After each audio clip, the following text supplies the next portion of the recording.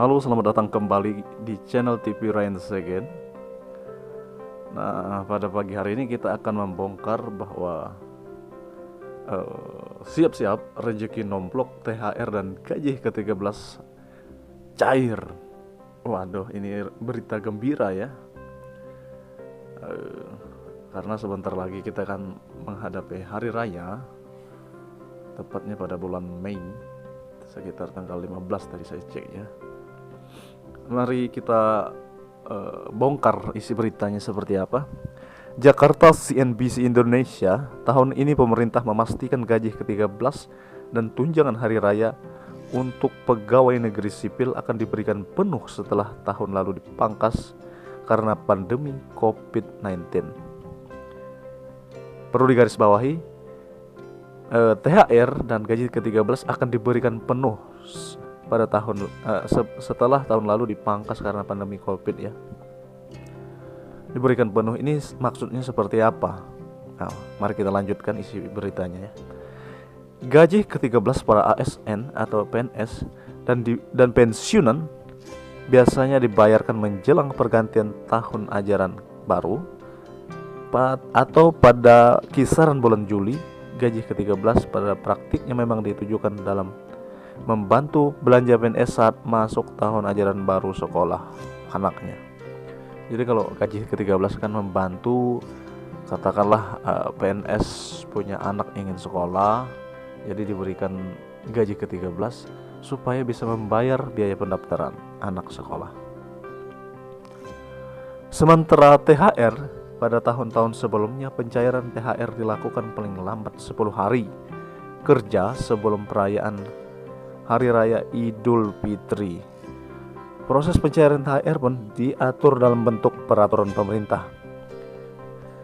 Perlu digarisbawahi, pada tahun-tahun sebelumnya pencairan THR dilakukan paling lambat 10 hari kerja sebelum perayaan Hari Raya Idul Fitri.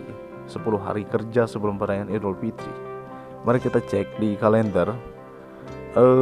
Idul Fitri jatuh pada tanggal 15 ya. Tanggal 15 hari Sabtu. Artinya 10 hari kerja sebelum tanggal 15. Ini libur. Cuti bersama ya. Ini hari kerja 1 2 3 4 5 6 7 8 9 10. Artinya sekitar tanggal 28 atau 29 April sampai tanggal 5 ini kemungkinan bisa cair untuk THR-nya ya.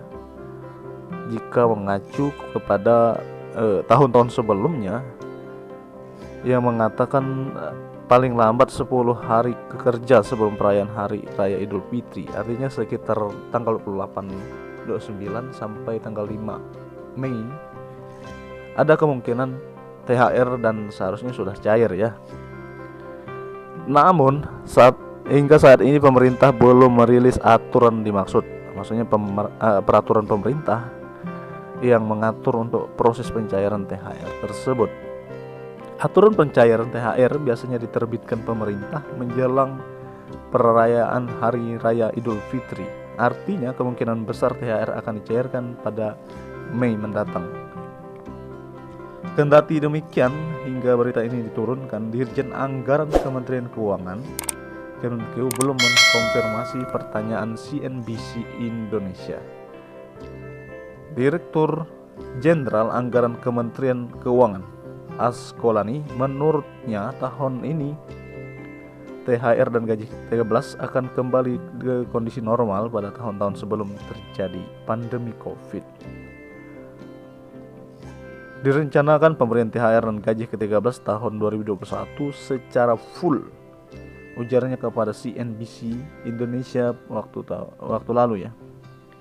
Nah, ini disampaikannya bahwa ini direncanakan diberikan full untuk THR dan gaji ke-13-nya.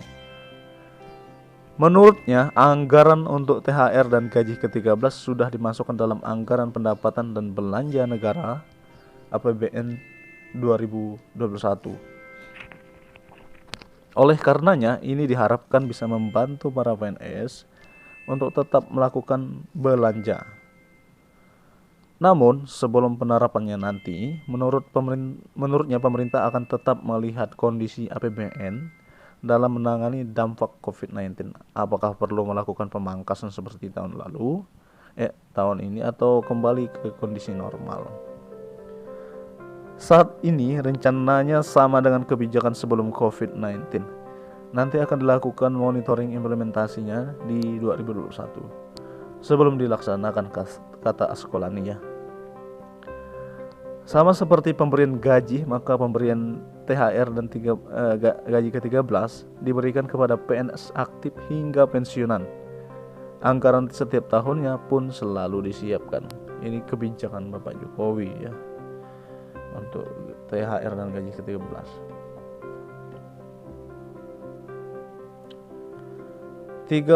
Penerima THR dan gaji ke-13 dari pemerintah. Saya akan bacakan 1-13. 1 PNS, 2 prajurit TNI, 3 anggota Polri, 4 PNS prajurit anggota Polri yang ditempatkan atau ditugaskan di perwakilan Republik Indonesia di luar negeri sana ya.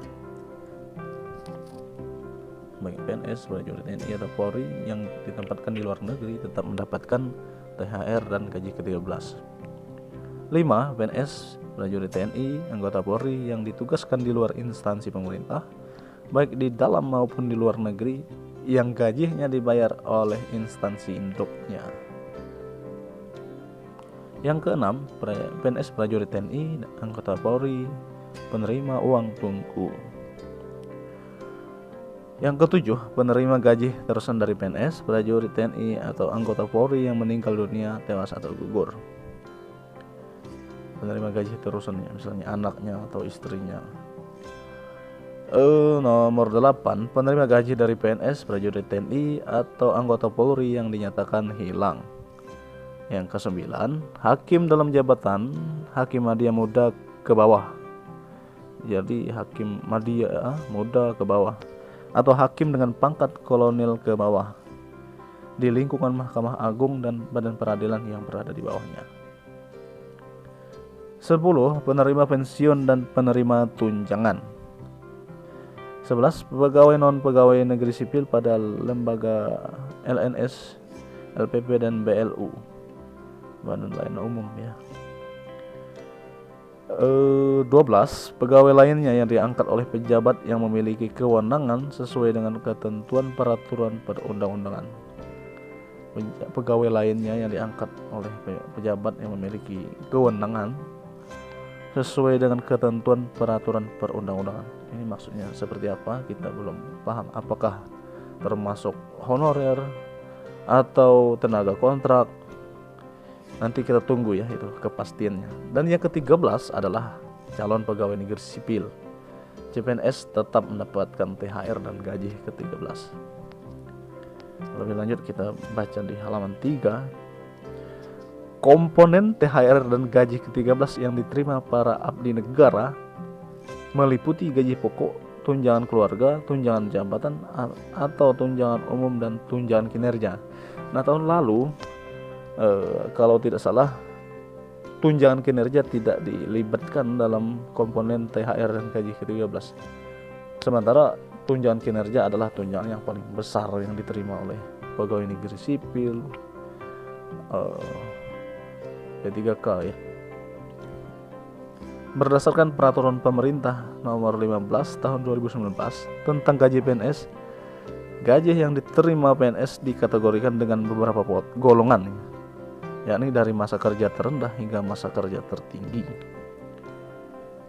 Untuk PNS golongan 1 masa kerja 0 tahun menerima gaji 1,56 juta per bulan. Sementara PNS golongan 4 masa kerja 32 tahun menerima gaji hingga 5,9 juta.